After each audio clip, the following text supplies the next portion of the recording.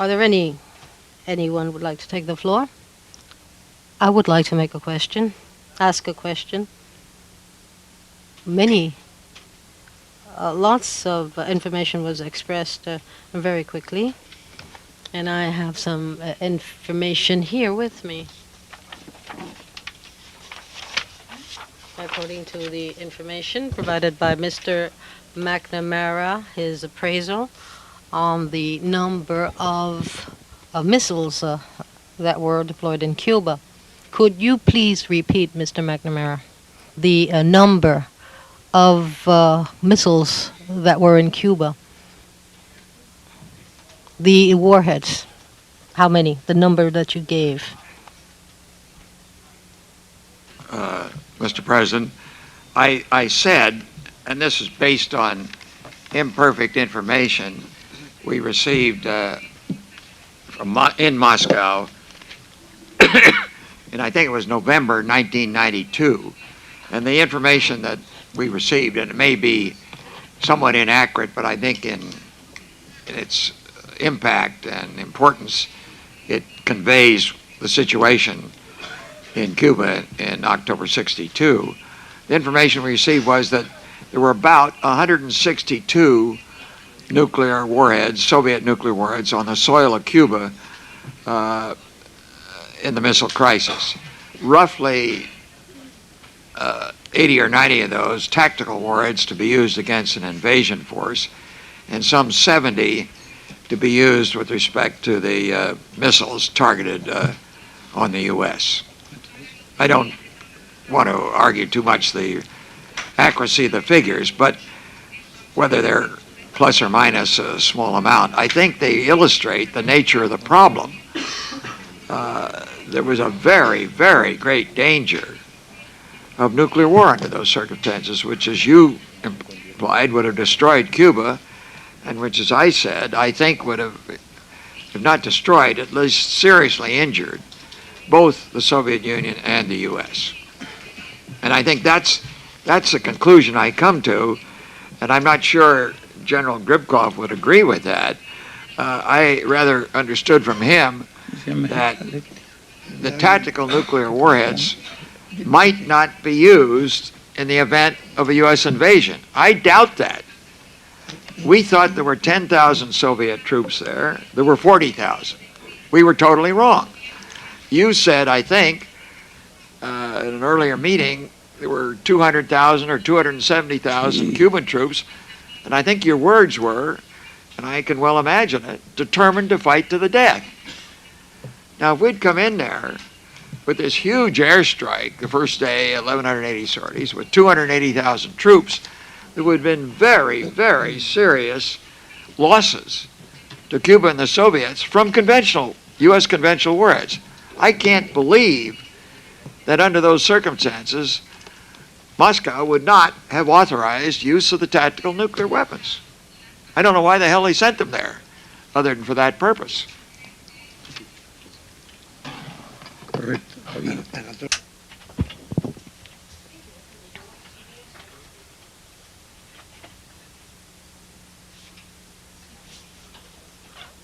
And I would not like to abuse and with too many questions. Вопрос, товарищ президент, хотел уточнить. I would like to make a correction. Actually,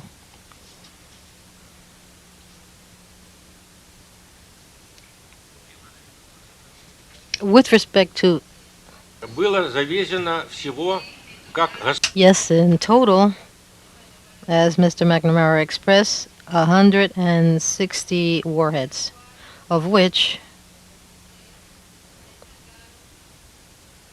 98 were unloaded, and 64 warheads had not been unloaded from the Alexandrov. There were nuclear warheads, LR-14, for a total of 162.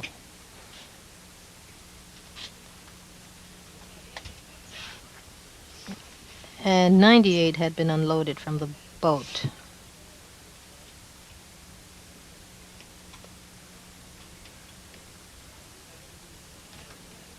They were still in the boat. They had not been unloaded.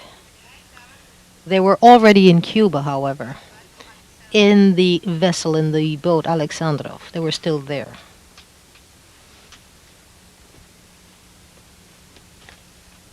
Estaba descargando. Это, корабль этот был 23-го или 24-го.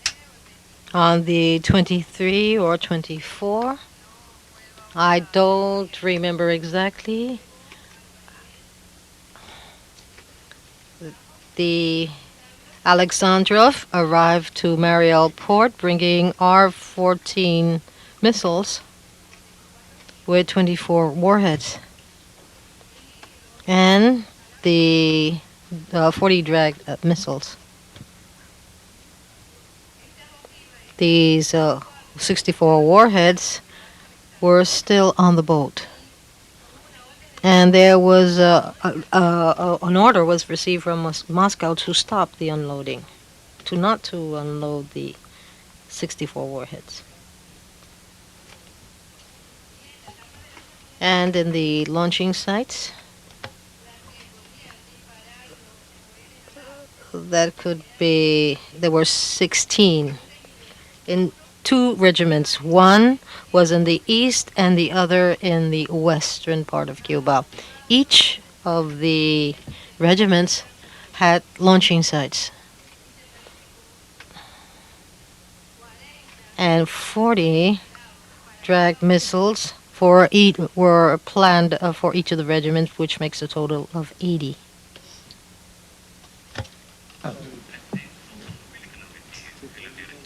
Да. Los 80. Bien. Cuando usted habla de So 98 warheads.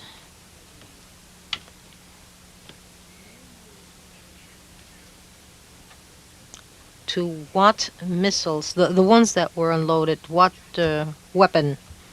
For what weapon? The ones that were unloaded.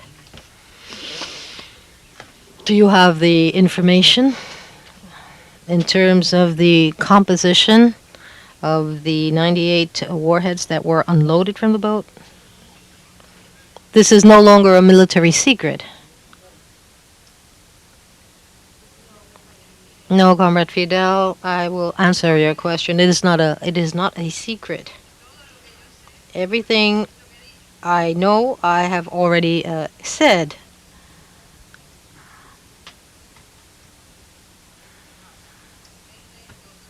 R-12 with a range of 200 kilometers. 2,000 kilometers. 36 warheads, nuclear warheads.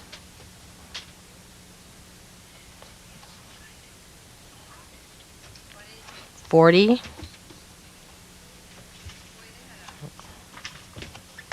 missiles. 12 Luna missiles.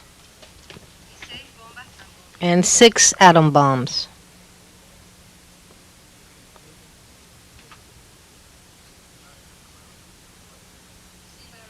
Yes, for the IL-28 planes. There was a special squadron aside from the regiment. There was another squadron of IL-28.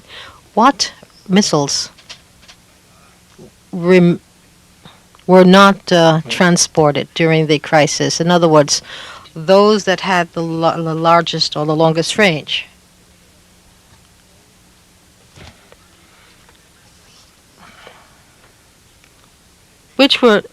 In other words, which of the weapons did not arrive to Cuba?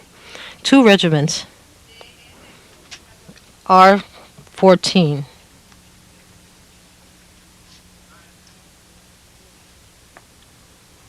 Two regiments. They were on the way at the moment of the crisis. Yes, at the beginning of the blockade. They were approaching the limits of the blockade, and they received the order to stop. So they were at sea, cruising, and then they received the order to return to the Soviet Union. These missiles, those were the longest range, yes, a range of more than 4,000 kilometers.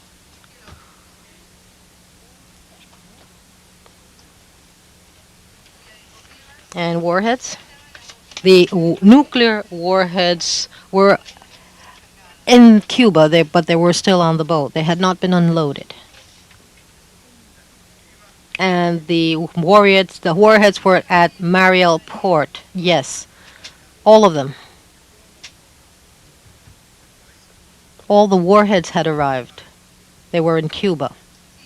Yes, all of them. It is curious. That is a very interesting data, information.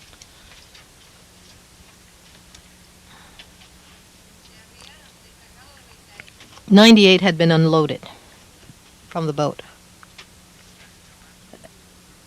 And from 162, and the figure is correct. Yes, it is. It's correct. I also wanted to say that the power of the warheads,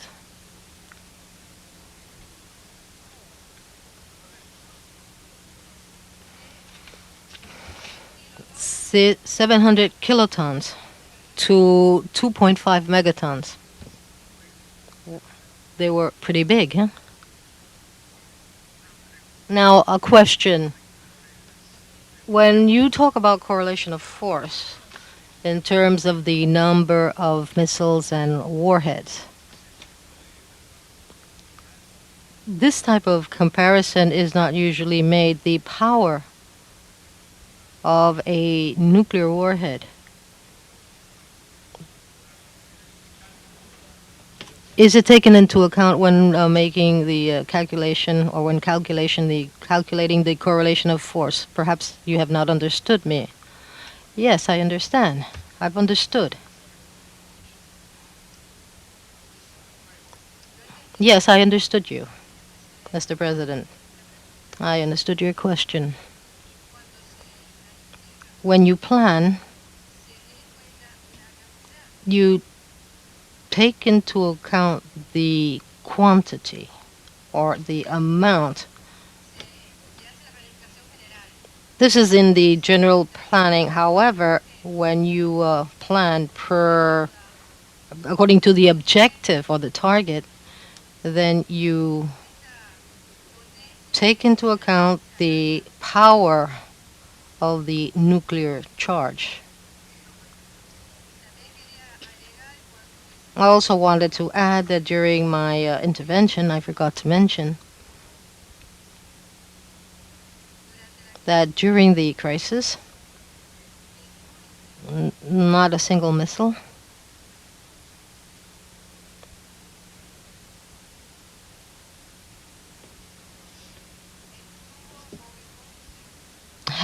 was charged with the fuel, nor were the warheads placed on the, nor were they given the order to fly. And the warheads were 750 to 250 kilometers away from the sites. At all moments, the warheads were away, separated from the missiles. They were at 250 meters, excuse me, kilometers. I don't understand. 250 meters. Only in the case of one regiment, as I expressed before. In the evening of October 27. Without the order from Moscow, one regiment on R-12, or the nuclear warhead, was placed on the missile while the rest were still in Bejucal.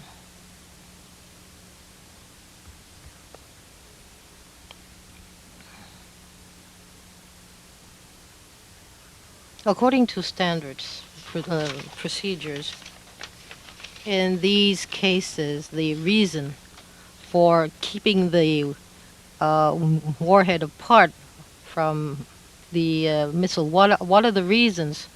Why, if you have a missile here, why is the nuclear warhead supposed to be 140 kilometers away? There must be some confusion. Nope.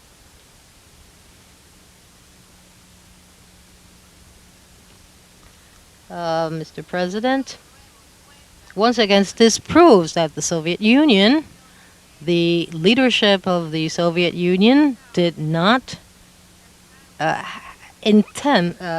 any intentions to carry out an attack against the United States of America. And I repeat, during the time the missiles were in Cuba, not a single missile was in a vertical position.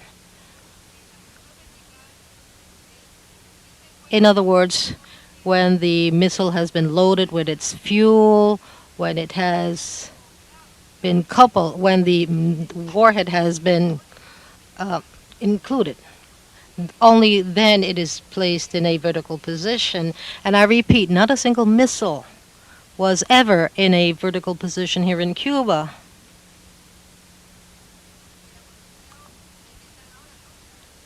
I repeat, never. Although in the film that the Americans made,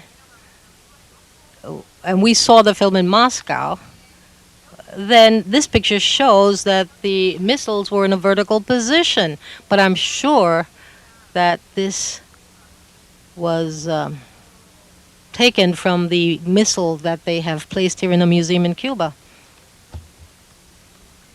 I need minimum instructions in order to be able to understand how you operate a missile and how the nuclear warheads are coupled. I think that perhaps I just wanted, out of curiosity, scientific curiosity, to listen. But I think this point should be clarified for a better historical understanding, or understanding of history. Fernandez, you studied in a military academy. Perhaps you understand. But at that time, there were only mortars, no missiles.